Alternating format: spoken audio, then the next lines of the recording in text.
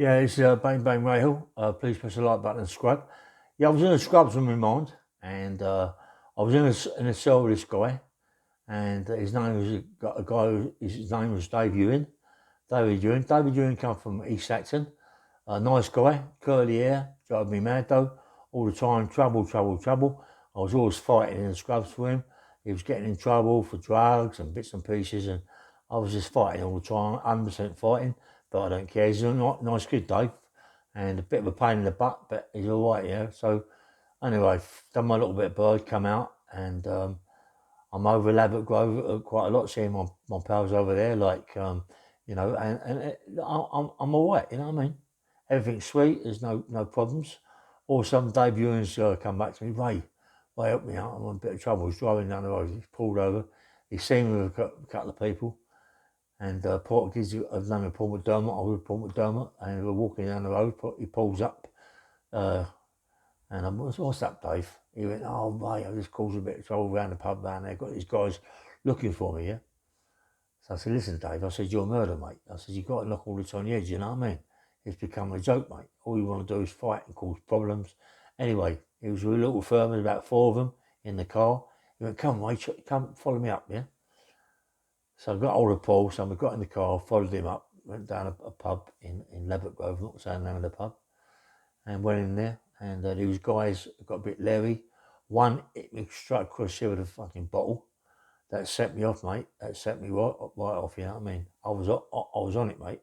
I was on it. I was fucking going into one, knocking them out as much as I could.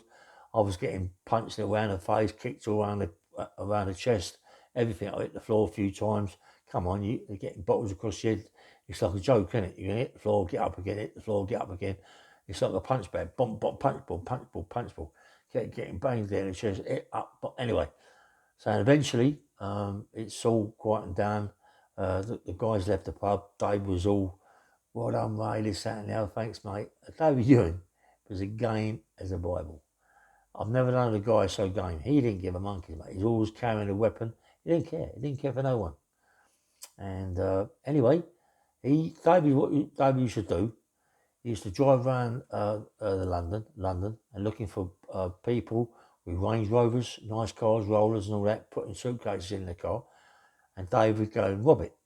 Him and a couple of other guys, I don't say the other guys' names because the other guys are not dead, they're still around now. And no one got charged and nicked for this.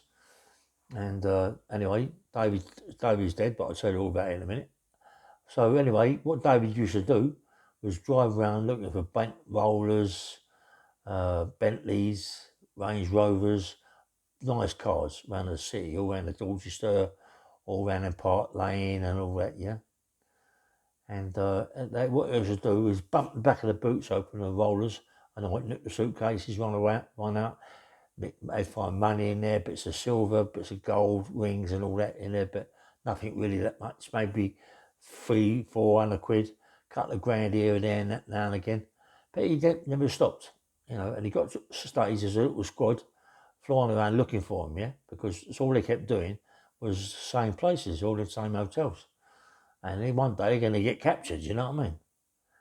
So David, anyway, decides to go up by, I think it's the Royal Lancaster Hotel, that way, the Royal Lancaster Hotel, towards Park Lane. And he's happened to see a motor in there, and he's bumped the boot, took out a case, run off with that, and there was a few bob in there, about 3 grand in there, some bits and pieces, yeah. So yeah, this is the one. This is going to happen here. I can see it happening, yeah. So he's riding around. He's along Edgware Road. What's the name? There's a hotel down there. I forget the name of it. It's a really, really posh hotel, yeah. And David's like outside watching around. There's a Range Rover pulls up. There's this woman gets out with this guy. They run into the hotel or something. You know, the motor's locked up. Dave's gone up to the motor, smashed the window, got in the car, bump. Bob's uncle started off and drove it off. Drove the Range Rover off, and in the back of the car there's 2 cases in the back of the actual seat. Yeah, there's 2 suitcases. He just drives off, goes for a little drive, parks the car up, and he knows where the car is. It ain't going to be found. He's done the side screen. he's sweet. He knows what it is. Nothing's going to happen. This is, now even remember this has all been told to me from David, and he ain't telling the lie, mate, because I know for a fact that they was on his case. On his case, I get this on his case, yeah. So what he done, he parked the Range Rover up, he took the suitcase out the back, and he's found a parcel, a nice parcel. He can't believe what the parcel he's found.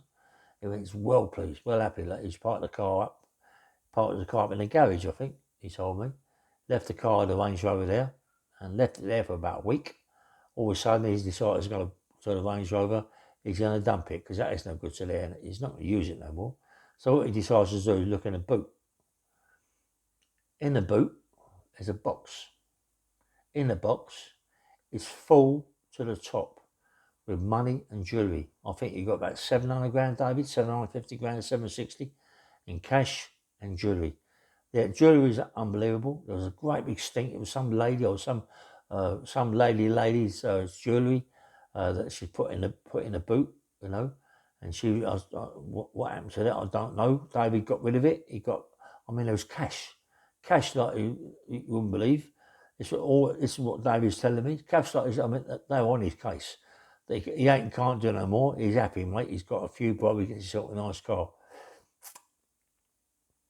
Next thing you know, he's gone on a bit of work with some Arabs, and they're evidently they're young Arabs, and they're involved with a big amount of coke.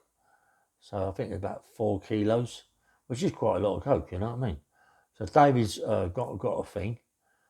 He's gone over to these Arabs, and he's let one go. He shot on the leg and took the 4 key.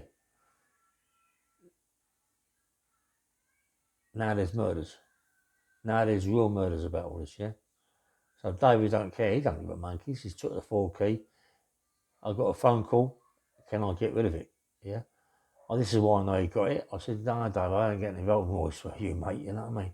But anyway, he sold me half a box. I took half a box for myself.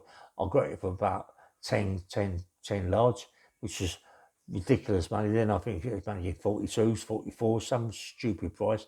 It wasn't that much on the streets around that time. So I got it for silly money, yeah. Anyway, after that, David's causing murders around the city. They know it's David. They're looking for him, the old boy. They want him bad, yeah. They know him. They want him bad. He's causing plenty of problems. He's always on the phone to me. Can you help me out? I'm in a bit of trouble there. Bump. So I'll help him out, yeah. This particular time, he's coming down from Putney over to Hammersmith Bridge.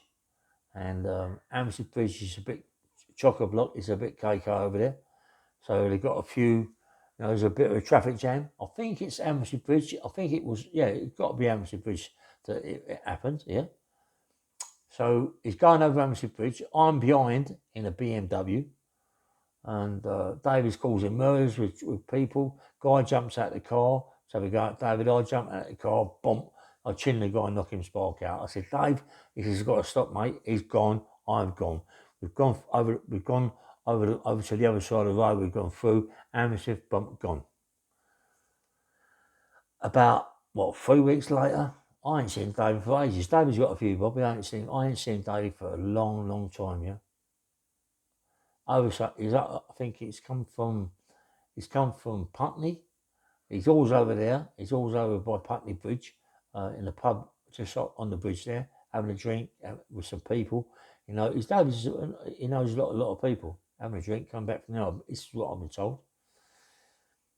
He's got to Hammersmith Bridge. There's a little bit of a traffic jam. He's in the car. I'm by himself, I believe. And he's mobile down by the door in the club department down there. All of a sudden, bosh, the other lot pull up, and it's unmarked car. They pull up, go to him, got him in the car. Can you in? Boom, boom, boom, and they shoot him dead. He goes down to the car and to pick up the mobile to let his family know that the old Billy stopped him or whatever. This is what I've been told, and they shot him dead. They shot him about 5 times in the head and in the body. They shot him dead. There's murders at the moment about it. I'm not quite sure what happened. I dare say his family will comment to me, let me know what's going on.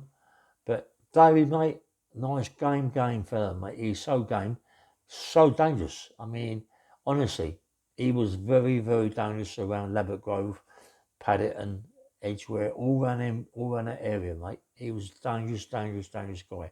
If he'd have been still alive today, his dad, I was in prison with his dad years ago.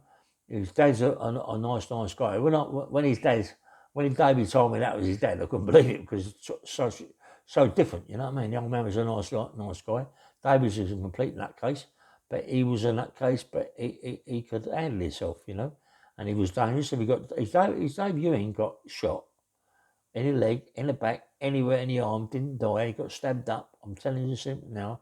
Whoever did it was going to be in serious trouble because David would never, ever go to sleep until he'd done and dealt with it, yeah? Anyway, this is Bang Bang Radio. Please press the like button and subscribe. This is just one of the stories that I remember. I remember things. It comes back to me. I sit down. I think I've got to get it out now. And before I do forget anything more about it, yeah? But I love Dave Ewing. I loved all his family and all the people that was knocking about him. And they're all good people, yeah? So take care and have a nice day. Yeah, boy.